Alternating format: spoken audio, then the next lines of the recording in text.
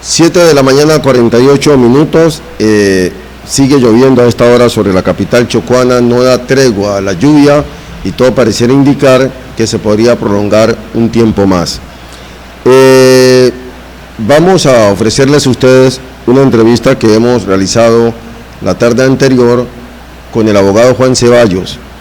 Como les decía al comienzo de esta emisión, el señor Ceballos, abogado de profesión pero dedicado al tema ambiental, a la defensa de los recursos naturales, protagonizó un hecho, diríamos que histórico, en el 2011, cuando se internó en la selva en Vallasolano, se amarró a un árbol e impidió con sus acciones, con sus vías de hecho, pero también con acciones judiciales, que una empresa canadiense explotara los recursos naturales en Bahía Solano. Se alcanzaron en su momento, fueron muy famosas imágenes de helicópteros sacando trozos de madera robusta, la madera, los árboles que en ese momento se estaban derribando en la selva de Bahía Solano y que este señor logró impedir. Se ha abierto con nosotros en este diálogo que es muy interesante, habla de la riqueza que tiene el departamento del Chocó, habla de la propuesta del presidente Petro de no a los recursos extractivos como el petróleo y el carbón, habla de la defensa de la vida en la medida en que se proteja la naturaleza. En este diálogo el señor Ceballos abre su corazón, abre su mente para hablar con ustedes, los televidentes de RTV Noticias. Estimado Jairo, muchas gracias.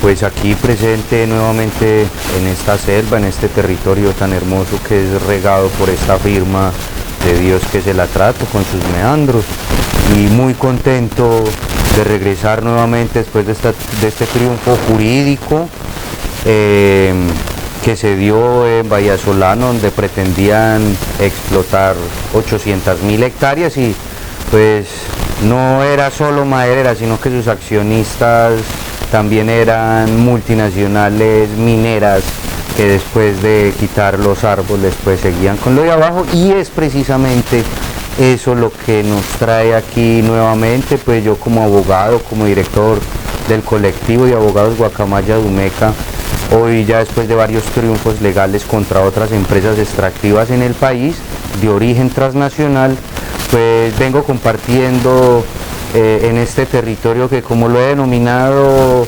fue mi segundo nacimiento o el renacer después de que el Océano Pacífico y la selva chocuana me pariera nuevamente después de esto, y donde definitivamente ya llevaba 4 años antes en otras luchas no tan grandes, pero después de Vallasolano empezaron a llegar nuevos casos de multinacionales en los territorios Amazonas, Tolima, Llanos Orientales, petróleo, puertos, represas, y bueno, ya entonces son todos estos años de lucha contra esas empresas, y es precisamente ese el foro que se viene a compartir aquí en esta capital de la selva chocuana.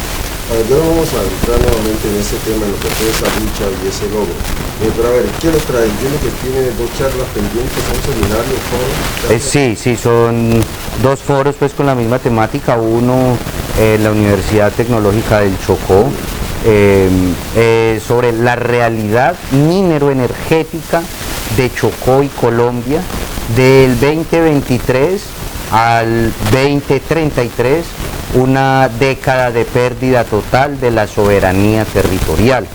¿Qué quiere decir? Vamos a analizar los últimos 20 años, las últimas 2 décadas, de cómo se ha entregado el país y se ha comprado el subsuelo a estas empresas transnacionales, y qué es lo que puede quedar si no tomamos acciones concretas más allá pues de aspirar en una esperanza gubernamental que no debe morir, pero pues por las diferentes perspectivas que existen nos debemos pellizcar e incrementar un poquito las acciones de reacción frente a estas multinacionales.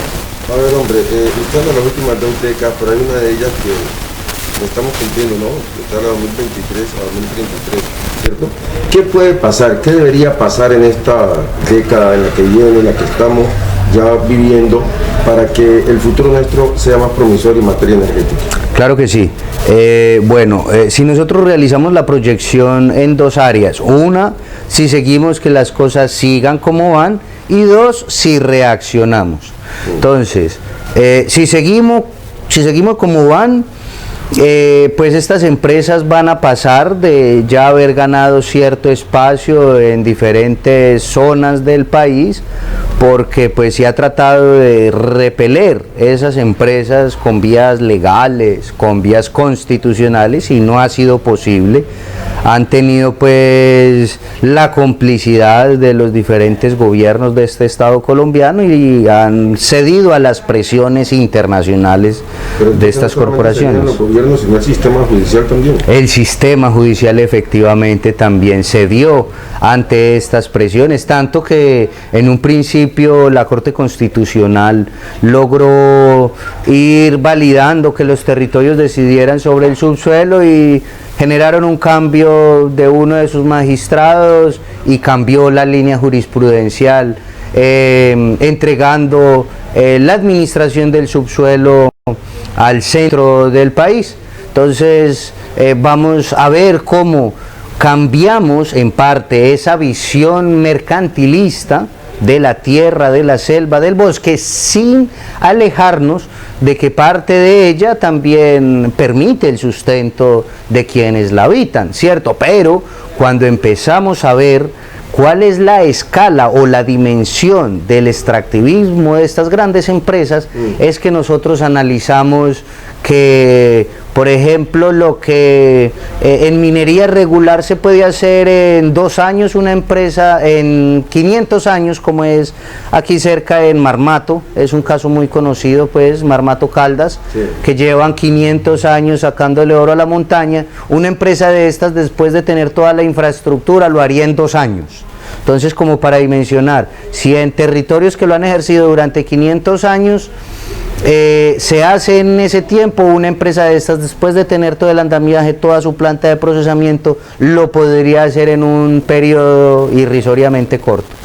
Eso podría ser un ejemplo muy de cada uno de nosotros, porque uno hace un mercado para un mes, no se lo puede comer en 8 días, ¿sí? Ajá. Entonces sería esa naturaleza que nos da riqueza, que nos da vida, saberla también explotar, ¿no?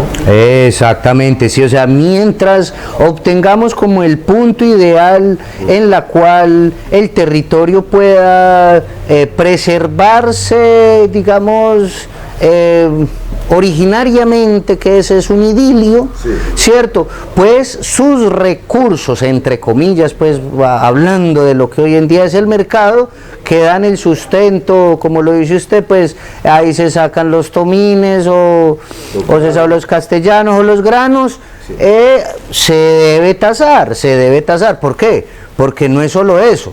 O sea, después de que entran estas empresas y lo acaban en un ratico, ya nos dejan solo los gigantes huecos, no queda nada, y al territorio en materia de recursos financieros no le ha quedado nada. Tenemos en La Guajira una explotación a cielo abierto que es el Cerrejón, por una multinacional, y alrededor solo existe pobreza, hambre y sed, ¿cierto? Entonces tenemos el ejemplo de que todas estas empresas, y ojo a esto, en el Bajo Cauca en este momento hay un gran conflicto y se habla minería ilegal, pero muy atentos, que ese discurso es muy sutil para decir que las empresas multinacionales traen la minería legal, y entonces la extracción o el extractivismo de esas empresas es lo que requiere. Entonces hay que estar muy atentos, porque después vienen para acá a repetir ese ataque que se está dando en esa zona.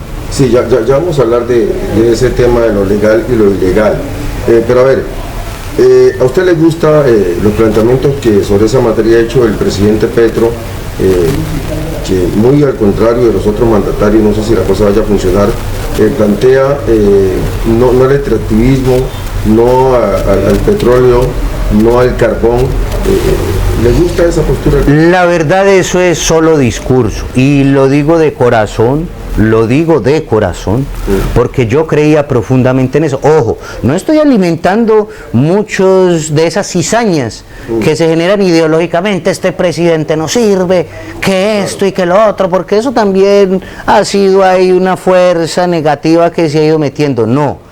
Pero eso de que eso es un discurso para esos ambientalistas, sí, que quiero, como lo he hecho en otros territorios, hacer la claridad. Ese término ambientalismo ya está traqueado, porque es un término inclusive denigrante hoy en día. Hoy hablemos de defensores del territorio, sí, para cambiar ese término, hablemos de defensores del territorio. Entonces eso ha sido como contentillo para eso, porque las presiones internacionales que tiene son muchas para financiar el plan de desarrollo, ¿cierto? Los compromisos adquiridos por los últimos 4 gobiernos han sido muchos, o sea, ya los títulos están concedidos, mucho de este territorio ya está vendido, ya está entregado, sino pues que por las realidades territoriales esas empresas se abstienen. Por ahí hay una que es la que más presencia tiene por ahí hay cobre también, inclusive hay uranio con el que se hacen las bombas nucleares, que en la Segunda Guerra Mundial, esas son de las historias que uno escucha de mano directa, venían aviones nazis con esclavos judíos a recoger uranio y se evidenciaba que eran ellos porque dejaban los cadáveres después de eso por ahí tirados y eran utilizados simplemente. Exactamente, en un principio yo creí que me parecía como poco creíble y ya lo fui escuchando de otras 2 fuentes y yo dije, eso es real. Entonces somos muy ricos no solo en oro, no solo en cobre, sino en muchos minerales que son los grandes conductores de energía que tiene la Tierra para que todo funcione, nos puedan entregar los peces, el alimento y todo, pero frente a la extracción del orito que se va sacando ahí, pues hay que seguirlo haciendo, pero por el pueblo, ojo, no por esas empresas internacionales, transnacionales, multinacionales, que lo que quieren es llegar a los territorios y sacudir a la gente, y de aquí a 10 años, ni gente ni selva. A ver, eso querría decir de alguna manera que la economía del país no podría sustentar parte de su desarrollo, de su alcance en ese aspecto. Eso requiere un proceso transitorio, ¿cierto? Porque realmente si nosotros venimos y acabamos, como usted lo decía ahora, o sea, si nosotros acabamos todo el recurso, no solo nos quedamos sin el mineral que va sustentando así, sino sin tierra para el plátano o para el resto del bastimento, sin el agua, porque desafortunadamente pues el agua sufre mucho. Entonces por eso es mejor sostenerlo suave, irnos yendo así, y bueno, y por ahora, para no profundizarnos en esos temas, porque pues eso es de acuerdo a los tiempos, es la claridad de que a esas empresas las tenemos que sacar absolutamente con todos los medios que haya posibles. Ya usamos los legales y los constitucionales. Entonces, esas empresas ya deben salir. Lo otro es una invitación a que la fuerza ciudadana en algún momento también se manifieste. Sí, efectivamente, todas las fuerzas vivas en los territorios deben estar firmes.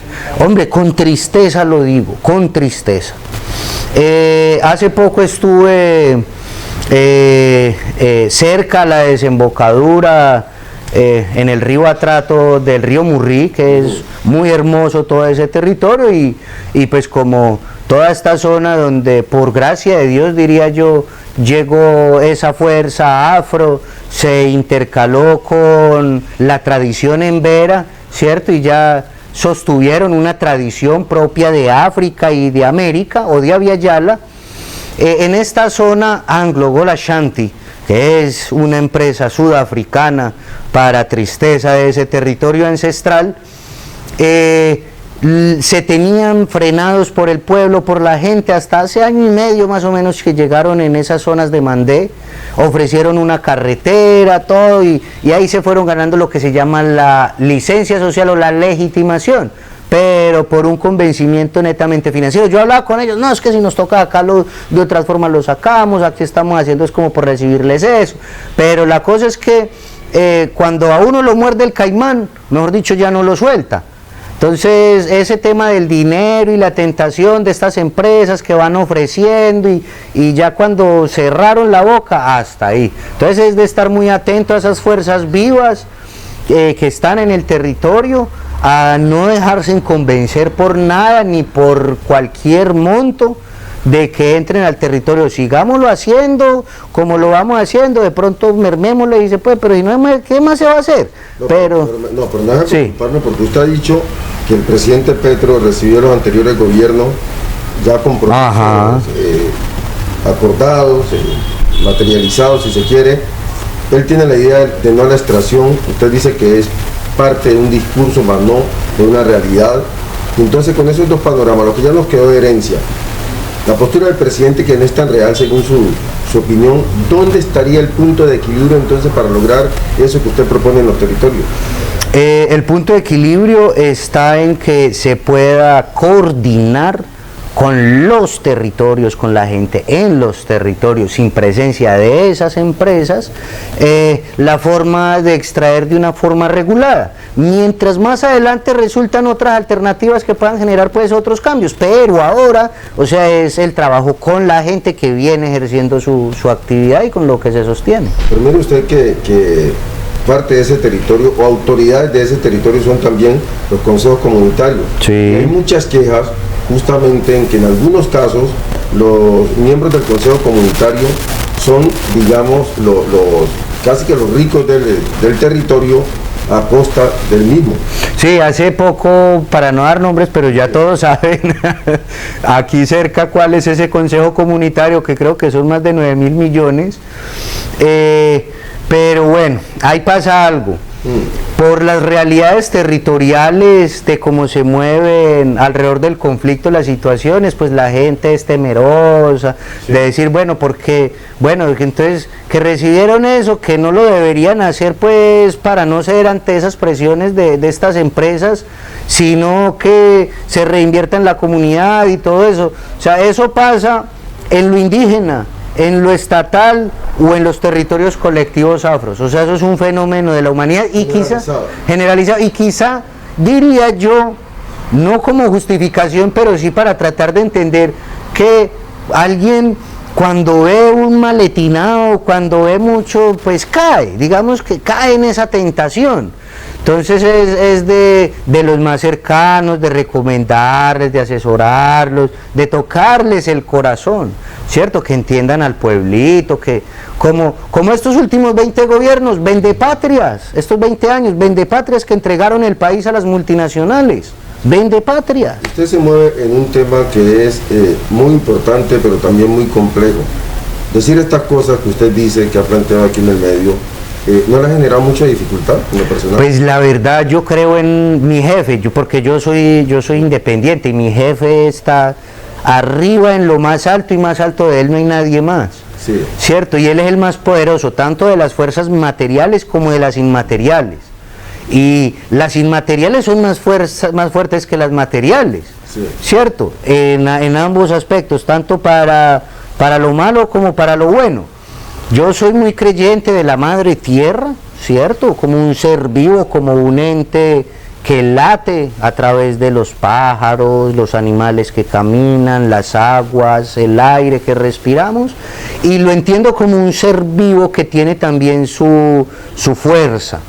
Y ese Padre lo entiendo como el ser creador de todo, que mueve todas las fuerzas, y gracias a ellos dos y a las fuerzas propias de la naturaleza, que cada una, como en este bastón, que desde la tradición embera, desde la cosmogonía embera, tienen sus jayos, sus espíritus, me mantienen escoltado. Yo aquí la última vez que llegué fue con chaleco antibalas, sí, de esos de plomo y todo, sí, pero la verdad mis ancestros, que cuando uno trata de recuperar esa conciencia también encuentra que tiene unos ancestros que están ahí, todos esos espíritus de la naturaleza, ese Padre Creador, mejor dicho, tengo una corte de escoltas que uno dice, pues sí, uno no deja tampoco de estar en la jugada, como se dice hoy en día.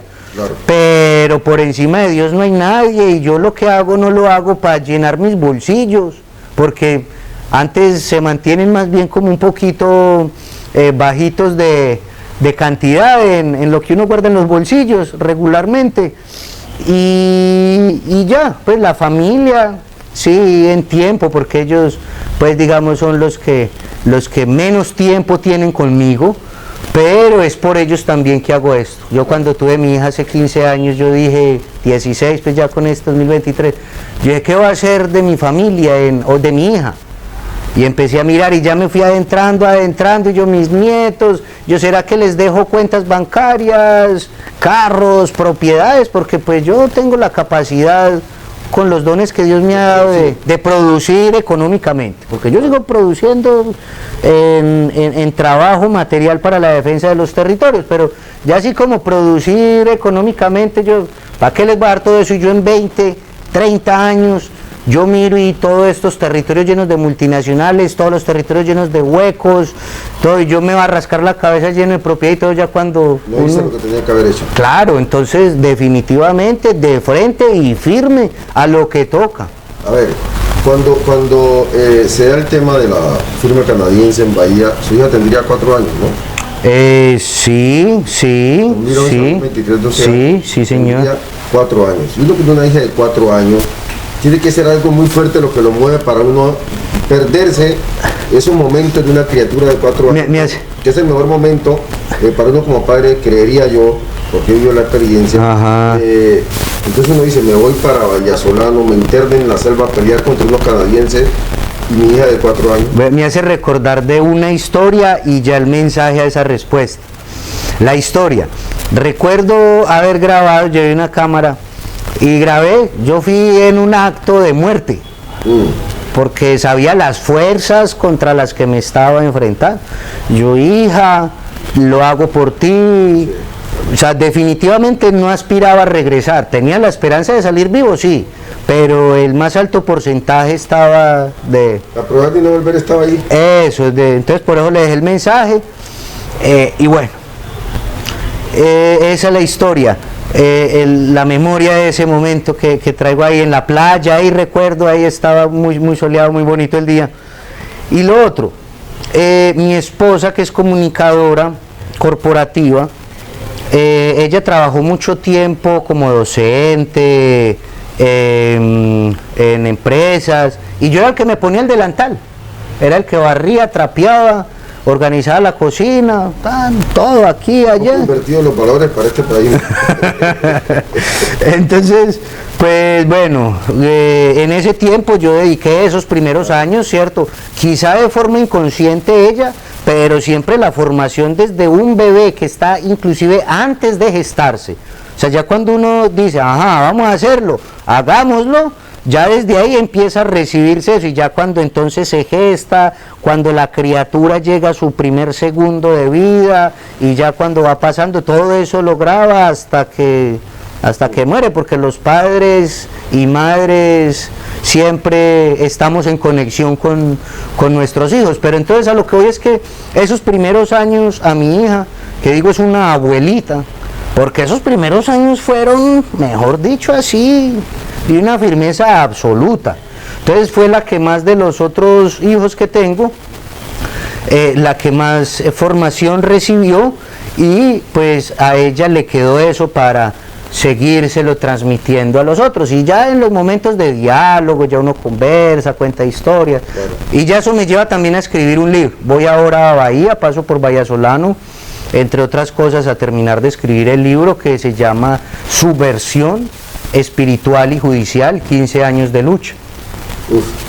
¿Qué traduce eso? Subversión espiritual y judicial. 15 años de lucha. 15 años de lucha. Sí, en un principio lo pretendía hacer como un cierre a este periodo, porque aspiraba a que en el nuevo gobierno ese discurso fuera real, y después de que vi que no era así, yo dije, pues será no desertar y seguir en la subversión espiritual y judicial. Y subversión espiritual. Es que... Aquí se habla mucho de subversión. Sí.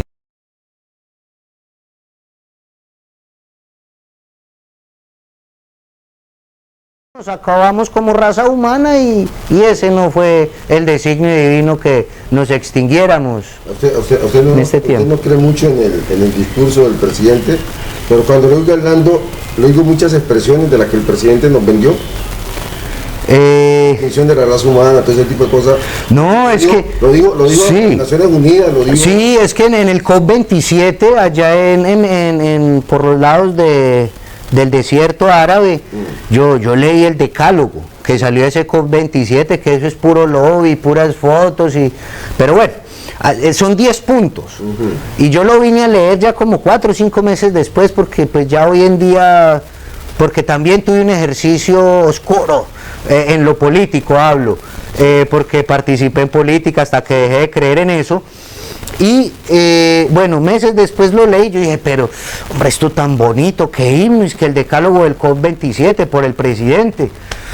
Pues por eso no pierdo la esperanza, por eso no la pierdo, porque pues parece estar enfocado, pero digo, todas esas presiones internacionales, todos esos compromisos, todo eso lo está llevando a obrar de otra forma, pero cuando el pueblo se levante, ¿cierto? Puede ser ese mismo levantamiento que usted hable o puede ser algo previo a ese. Sí.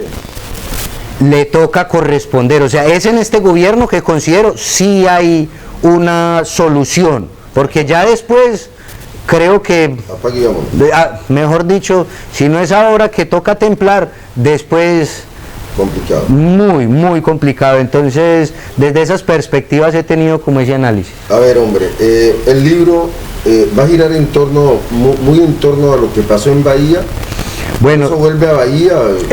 Resulta que como no va a tener editorial, no quiero tener unas enmarcaciones internacionales de protocolos de escritura, va a ser una novela, ¿cierto?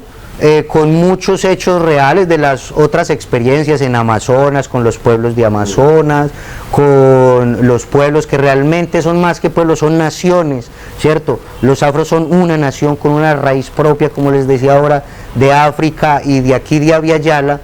Con todas estas naciones, con todos estos pueblos, lo que me han transmitido en esencia de mucho de ese conocimiento, que lo he traducido a lenguajes que los magistrados, por ejemplo aquí el Tribunal del Chocó, que fue muy fino en ese entonces, cuando emitió la medida provisional, esa sentencia está por ahí, es un hito así jurisprudencial, sí, la verdad, y hay apartes entonces en el escrito que van a ir.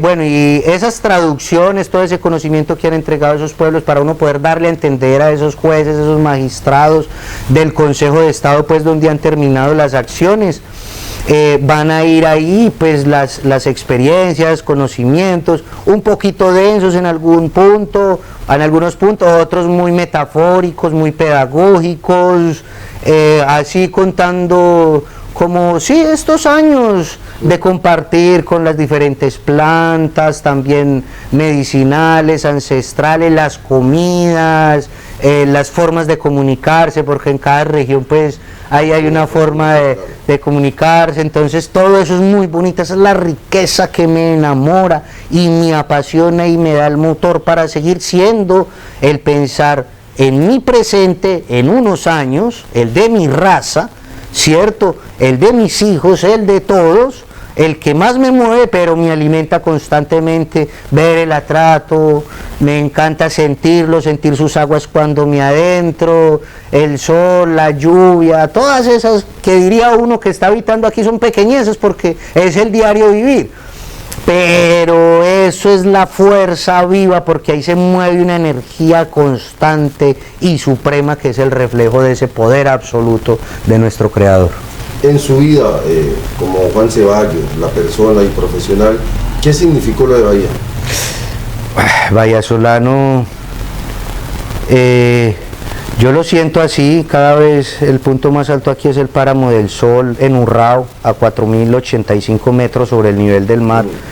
Cuando he estado allá me conecto desde ese primer momento ahí y siento cuando ese océano sonaba, yo estaba allá amarrado a la selva, en ese árbol, los pájaros, todo, y como mi corazón como que volvía a latir, ¿cierto? Como mi conciencia como que empezaba a un despertar, a un abrir mucho más fuerte.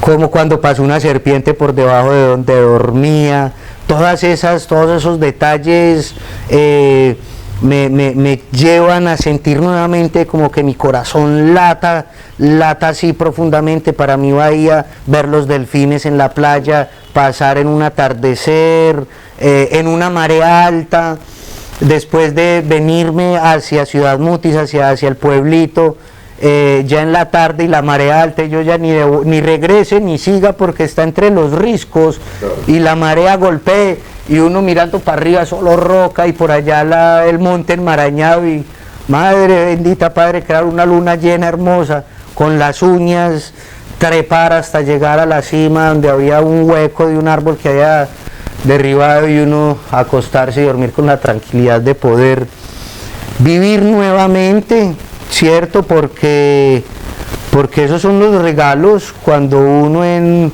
la entrega de esta defensa se le dan constantemente detalles así de amor profundo por esa entrega, que en ese primer momento, pues como le decía, años anteriores ya había empezado a hacer unas luchas en materia ambiental ahí en el Valle de Aburrá, mientras terminaba esa época política y todo, pero ahí sí fue salir del vientre de la madre nuevamente y entender ese amor que tiene cada territorio, cada montaña, cada selva, cada río, cada mar, cada gente, todo.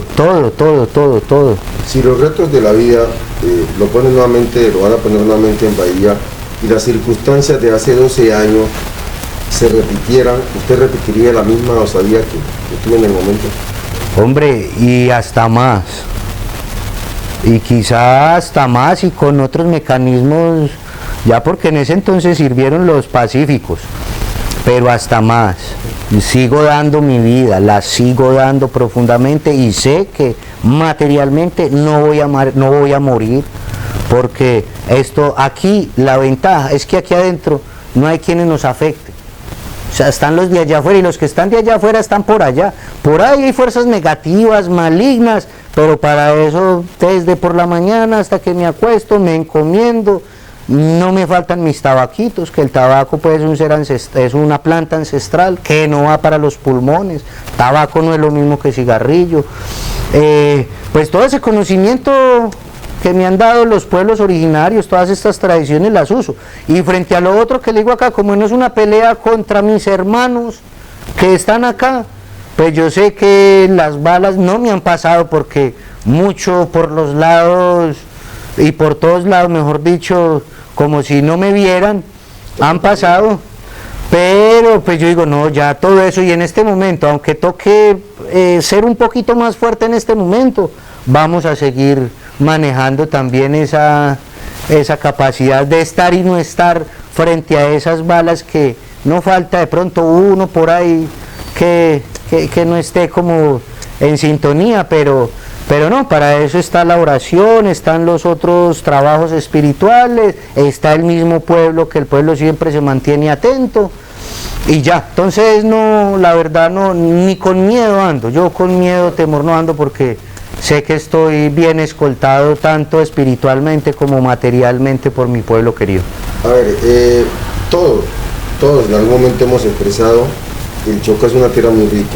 Creo que lo han dicho presidentes, estudiosos, ministros, periodistas, gente del común. Coincidimos todos en que estamos sentados, parados o vivimos sobre riquezas, ¿cierto?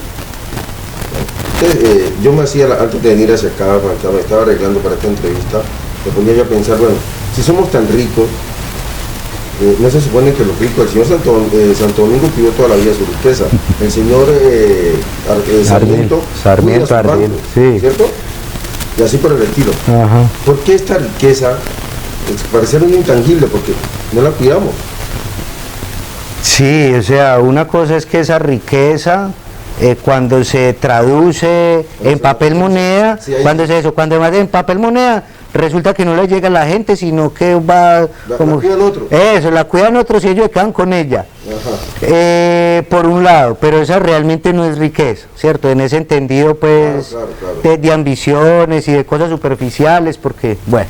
Y ya la otra riqueza que es la que nos permite comer el pez, el plátano, respirar, tomarnos o bañarnos, ¿cierto? Esa todavía está. Entonces realmente vivimos con esa riqueza, aunque no la percibamos, ¿cierto? Que lo maltratemos al rato, ¿no? Eso, y aunque ella, como le digo, en todo su conjunto es un ser vivo, de forma muy maternal, que siente y nos ama y nos sigue entregando. Hágale, que ahí yo los espero a que algún día podamos vivir de otra forma, pero yo los sigo queriendo y amando. Y aquí tienen sus peces, aquí tienen sus animales, aquí tienen sus plantas medicinales también, porque no todos son las pastillas de la droguería, no.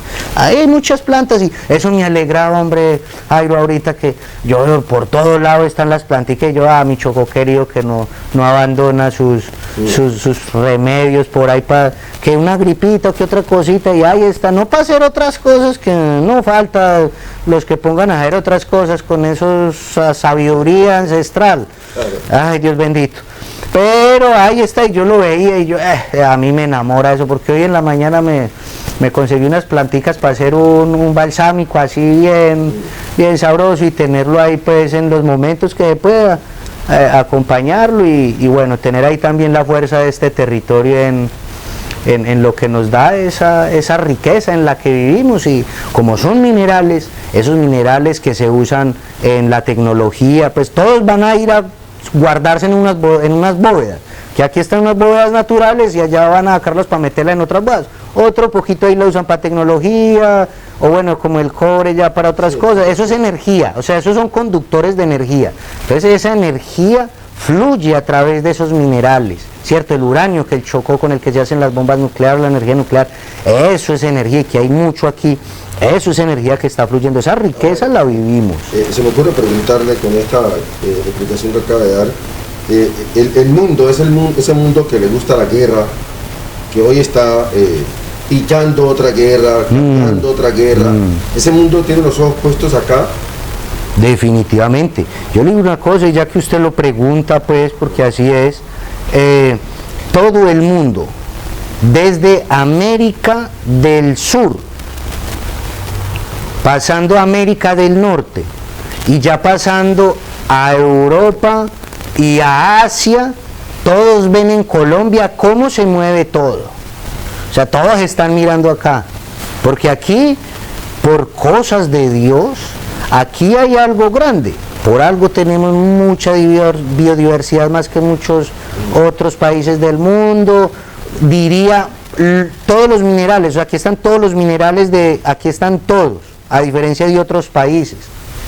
Y pues su diversidad cultural y todo. Aquí en Colombia todos, como le digo, desde América del Sur, el resto de los países vecinos, América del Norte, Europa y Asia, ¿cierto? Por allá, y Oriente, todos están mirando aquí cómo se mueven las cosas, y no porque por las sutilezas y por el ir y venir de los días y todo. Eso no puede ser muy tangible o muy evidente, pero es real, es real. No es gratuito que se esté hoy concluyendo que África es casi que el futuro de la humanidad está en África, y dice mucho, ¿no? Y no por algo venimos nosotros de... Ajá, yo ahora decía, ayer que estaba llegando, yo decía, bueno, no es fortuito, es que nada pasa porque sí o porque así era, no, porque tiene un sentido, ¿cierto? O sea, sí tenía que ser así, tiene un sentido. Y recordemos que África en sus primeros orígenes era selva absoluta, o sea, selva, y resultado de ese extractivismo de esas empresas históricamente, hoy ha estado muy deteriorado no solo su vegetación, sus selvas, que ya no son selvas, sino también su gente, ¿cierto?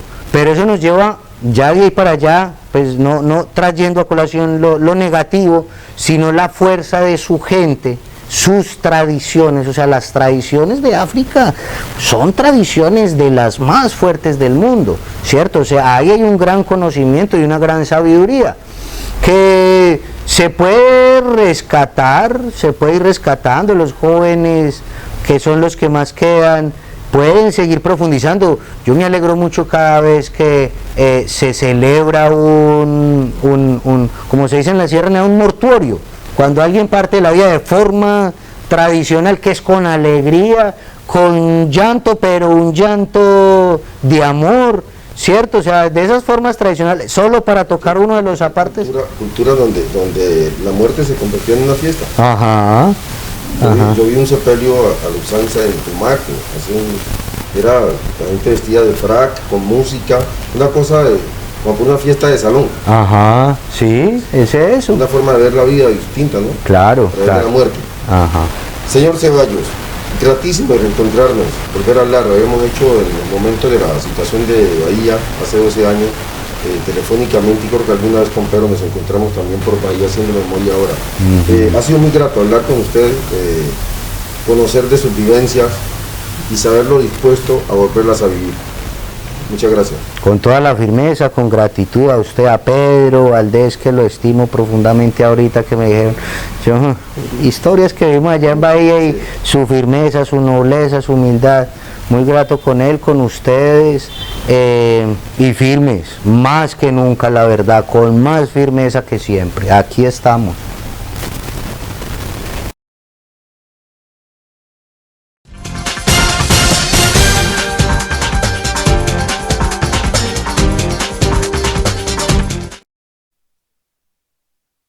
Ahí estaba este testimonio que nos ha entregado el abogado Juan Ceballos sobre distintos temas que tienen que ver con el departamento del Chocó, pero particularmente de su experiencia en Bahía Solano.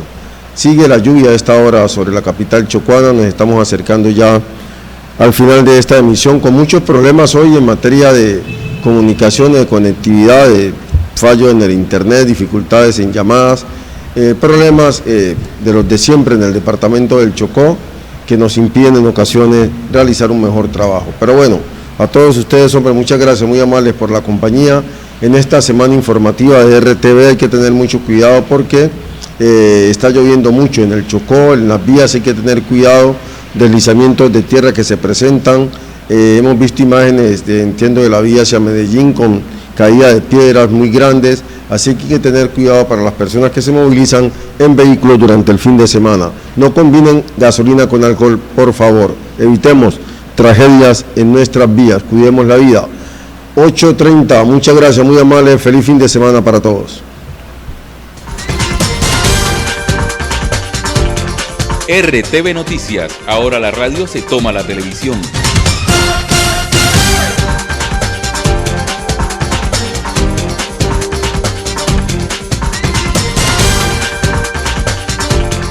RTV Noticias.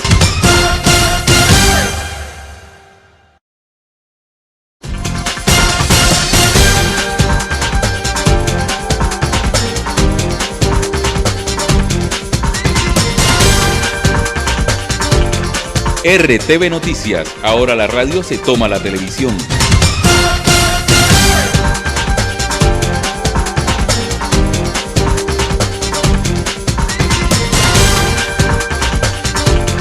RTV Noticias.